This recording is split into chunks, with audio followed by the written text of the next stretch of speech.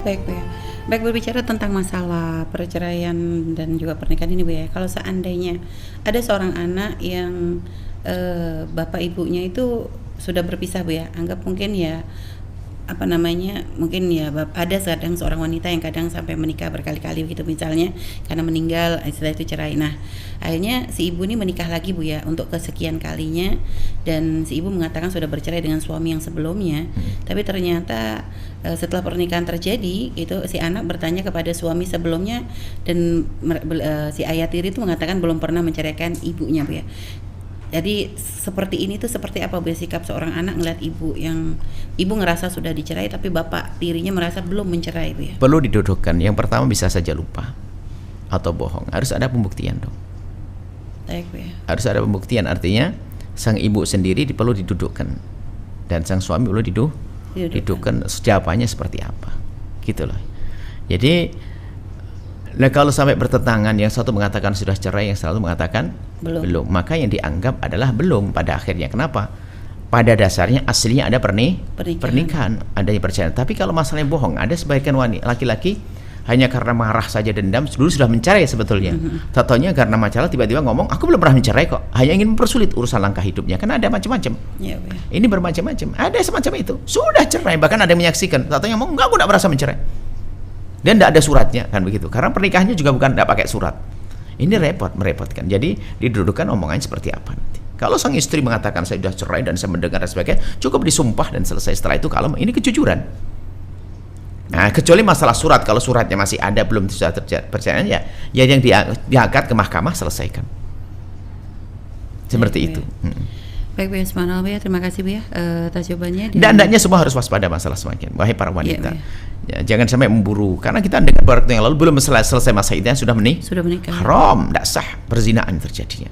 Hawa nafsu semuanya. Kalau sudah melangkah pernikahannya kayak begitu, dia tidak akan bisa baik pernikahannya. Karena terburu-buru semuanya. Baik Bu ya. Jadi budak. Dan juga budak hawa nafsu. Pernah mendengar juga Bu ya dari sebagian teman dan juga sahabat Bu ya, yang mungkin bagi wanita-wanita yang kadang bekerja di luar negeri, mohon maaf ya, kadang ada sebagian yang mungkin mereka sudah bersuami Bu ya, kan tapi mungkin karena kebutuhan pribadi begitu Bu ya, sehingga akhirnya terjadi pernikahan kembali di sana dengan yang lain tuh seperti apa Bu ya? Subhanallah, adik-adik kami yang ada di luar negeri yang sudah punya hajat menikah, ayo segera menikah, pulang. Yang punya suami harus ada target Anda bekerja untuk cari bekal, untuk segera pulang. Bahkan ada di antara mereka yang berjuang luar biasa untuk bayar utang ibundanya, ayahandanya, orang-orang baik banyak. Ya. Akan tapi kebaikan Anda, saudariku yang ada di mana di luar negeri, Anda baik pergi ke sana untuk menyelesaikan problem orang tua yang punya utang atau keluarga yang punya utang. Anda baik, akan saya tambah kebaikannya. Tetap Anda menjaga diri Anda, pun Anda sudah di tempat tersebut. Tapi jangan dinikmati Anda tinggal di tempat tersebut. Anda punya suami, Anda punya masa depan di rumah, pernikahan dan seterusnya. Baik ya. Kemudian takutlah kepada Allah. Ini yang pertama dan paling utama.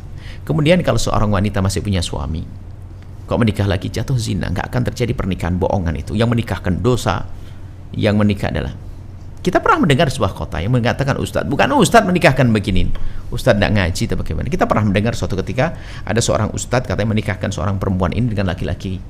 Padahal perempuan ini masih punya suami Ya nggak benar itu, nggak ada hukum mana itu. Nggak ada empat madhab yang nggak ada madhab Islam ngomong begitu tuh. Ini adalah madhab aneh, itu nggak ada itu. Jatuh zina, jangan seperti itu wahai saudariku. Kalau ada mungkin masalah syahwat dan sebagainya, takut kepada Allah atau segera kembali pulang ketemu suami. Jangan sampai naudzubillah di sana menikah lagi, naudzubillah. Itu namanya apa? Perzinaan dikemas dengan pernikahan. Enggak sah pernikahan kok. Semoga Allah mengampuni dan berikan hidayah kepada semua. Baik, Masya Allah ya. Dan juga kalau seandainya, mohon maaf sekali lagi ya, kita akan masih bersambung. Untuk kalau seandainya seorang suami mencerai dengan kondisi yang berjauhan seperti itu Bu ya, jadi ada sebagian mengatakan bahwa masa iddahnya beda begitu Bu ya. Wah, ada masa iddah beda dari mana? Sama. Karena kan memang tidak bertemu begitu Bu ya. Seperti mulai dari seorang suami mencerai dihitung masa iddah. Tetap Bu ya, tidak seperti hitungan yang masih belum digauli gitu Bu ya.